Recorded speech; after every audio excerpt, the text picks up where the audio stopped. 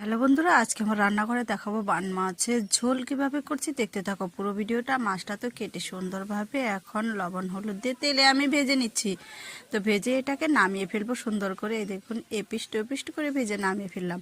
তারপরে এখানে দিয়েছি এলাচ আর গরম মশলা দিয়ে, আর একটা টমেটো কুচি দিয়েছি, পেঁয়াজ কুচানো দিব, দিয়ে সুন্দর করে নেড়ে চেড়ে নিচ্ছি। তো দিয়ে দিচ্ছি কাঁচা লঙ্কা ফাটানো, তারপরে দিয়ে দেবো স্বাদ মতো লবণ, দিয়ে দিচ্ছি জিরের গুঁড়ো, ধনের গুঁড়ো, লঙ্কার গুঁড়ো, তারপরে দিয়ে একটু নেড়ে ছেড়ে দিব। তারপরে দিয়ে দিচ্ছি আমি হলুদের গুঁড়ো। এইভাবে একটু মশলাটা জল দিয়ে কষিয়ে নিতে হবে। কষানোর পর দিয়ে দিচ্ছি আমি আদা বাটা। এইভাবে মশলাটা দেখুন একটু লাল লাল হয়ে আসবে, তখন দিয়ে দিব আমি পরিমাণ মতো জল। জলটা দিয়ে একটু নেড়ে চেড়ে নিব। তারপরে দেখুন জলটা যখন ফুটে আসবে দিয়ে দিব ভেজে রাখা মাছগুলো। এইভাবে একটু ফুটিয়ে নিচ্ছি মাছটা দিয়েও।